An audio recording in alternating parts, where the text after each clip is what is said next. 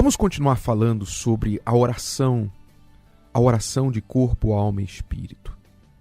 Porque muitas pessoas vivem a se questionar: por que Deus não me responde? Por que as minhas orações não são atendidas? Esta é a questão. E por isso, muitos desistem de orar. Porque pensam: de que adianta? Eu não fui respondido. Eu oro, mas aquele velho ditado, né? Quanto mais eu oro, mais assombração me aparece. Então, para que orar? Melhor não orar.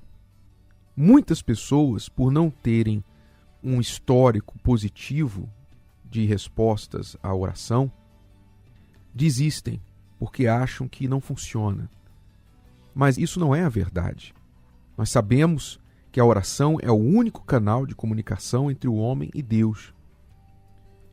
E ele promete, na verdade, ele não só promete nos responder, ele nos convida a pedir, ele nos convida a insistir, a perseverar na oração.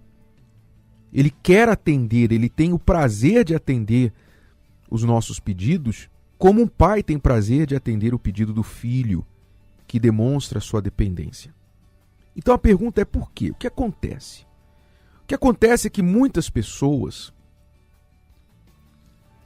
oram sem nenhum entendimento, sem nenhuma consciência do que é de fato uma oração eficaz.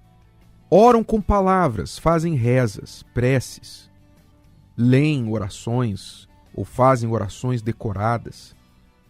Fazem orações e depois da oração nada muda, quando a Bíblia claramente diz que depois da oração não há mais ansiedade, não há mais preocupação. Mas as pessoas não conseguem orar com fé. Deus não prometeu responder a todas as orações. Ele prometeu a responder todas as orações que se fazem com fé, crendo, ele diz, crendo. Tudo que pedidos em oração, crendo, recebereis. Ele tão pouco condicionou a resposta à oração a uma vida perfeita. Eu tenho que merecer. Eu tenho que merecer. Existe, sem dúvida, a resposta à oração por recompensa, que Deus responde por recompensa. Não há dúvida com respeito a isso. Mas não é a única forma, porque se fosse assim, Deus não atenderia ninguém antes desse alguém se consertar com ele, antes desse alguém estar vivendo longe do pecado, etc. E não é o caso. Nós sabemos que Deus atendeu a pecadores. Deus atendeu aqueles que nem o conheciam ainda. Os milagres do Senhor Jesus, muitos deles foram feitos por pessoas que nem sabiam quem ele era. Então, Deus atende segundo a fé, a manifestação da fé. Quando a gente fala manifestação da fé, a parábola do amigo importuno, você se lembra? O que ele disse? Ele disse: olha, você é meia-noite, uma visita chega na sua casa. Aí você tem de surpresa, não sabia que ela ia chegar. Aí você não tem nada para colocar para ela comer, ela está com fome. Então você dá uma corridinha na casa do vizinho, bate na porta e fala: fulano, me arruma aí um pão, alguma coisa, porque eu tenho que servir uma comida para uma visita que chegou. E o seu vizinho fala assim: olha, eu já tô de pijama, eu já tô na cama. Vem amanhã. Não, tem que ser agora. Você insiste, tem que ser agora. Pelo amor de Deus, não me faz passar essa vergonha. Eu vou te repor o pão amanhã. E você insiste, bate na porta. Jesus disse o seguinte: olha, se ele não levantar para te dar o pão porque é teu vizinho, teu amigo, ele vai levantar para te dar o pão pela importunação, para você parar de encher a paciência. É isso que Jesus quis dizer nessa parábola. Quer dizer, Deus nos atende se não por se agradar de nós, por estarmos vivendo uma vida que o agrade, quer dizer, por sermos seus amigos. Ele nos atende pela importunação, ele nos atende pela perseverança, pela persistência da oração. Então a oração tem que ser persistente. A oração não exige que você seja uma pessoa super santa. Também não estou dizendo que você vai viver deliberadamente no pecado, desagradando a Deus conscientemente. Não é isso que eu estou falando. Mas muitos pensam assim: eu não mereço. Deus não me atendeu porque eu sou pecador. Deus não me atendeu porque com certeza tem algum erro em mim. Nem sempre é isso. O que faltou foi fé manifestada. O que faltou foi perseverança na oração. E isso sim faz a diferença. É o que a gente chama de oração com corpo, alma e espírito. A oração não pode ser só de palavras. Não pode ser só, ó, meu Deus me abençoa, meu Deus me ajuda. A oração tem que ter corpo. Corpo quer dizer, fisicamente, você tem que apresentar a sua oração. Isso inclui as suas ofertas. Por exemplo, Elias, ele subiu o monte para orar, para pedir chuva. Mas antes dele pedir chuva, ele tinha apresentado o holocausto lá embaixo.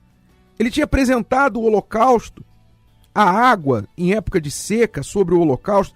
Ele tinha oferecido, através daquela oferta, a sua dependência de Deus.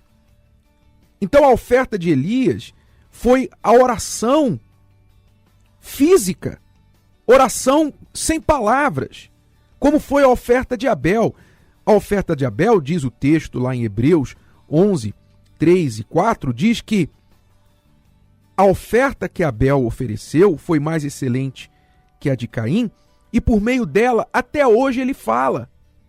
Quer dizer, a oferta fala. Você está me ouvindo, meu amigo, minha amiga? A oração, ela não pode ser só de palavras. Ela não pode ser só o seu hálito, as suas palavras ao vento. A oração tem que ser física. Física. Quando você apresenta a sua oferta, o seu holocausto, quando você diz para Deus com atitudes, com ação, olha, meu Deus, está aqui a minha confiança em Ti. O que eu iria fazer para o médico, eu faço para Ti. O que eu iria fazer para o advogado, eu faço para Ti. O que não pode resolver o meu problema, eu coloco no Teu altar. Quando você faz a tua oração com atitudes, aquela oferta fala, como a oferta de Abel fala até hoje. Até hoje a oferta fala. A oferta de Elias fala até hoje. A oferta da viúva pobre fala até hoje. Essas ofertas falam. A oferta de Deus fala até hoje, que foi o próprio Senhor Jesus. Oferta fala. A oferta ora por nós. A oferta intercede por nós. Então não é uma oração vazia. Então a oração tem que ter corpo, tem que ter a parte física. Quando você se ajoelha, por exemplo, não é a única forma. Não estou dizendo que toda oração tem que ser de joelhos, não. Mas a oração, por exemplo, quando você fecha os seus olhos, é uma atitude física. Você está desligando-se do mundo físico para se ligar no mundo espiritual. É uma atitude física. Você fechou os olhos. É diferente você orar deitado na cama, sabe? Sonolento, balbuciando uma palavra ou duas. Oh, meu Deus, obrigado por mais um dia. Uma coisa é fazer oração assim, outra coisa é você se levantar, mesmo com sono, ir lá lavar o seu rosto, se ajoelhar ao pé da cama e clamar, oh meu Deus. Isso é outra coisa, envolve sacrifício. Jejuar envolve sacrifício, envolve a oração física. Então a oração tem que ser física, ela não pode ser só de palavras. Por isso que muitos não têm sido atendidos, porque confundem oração eficaz e súplica com rezas, com rituais. E não é isso que traz resultado. Então, como é que você tem orado?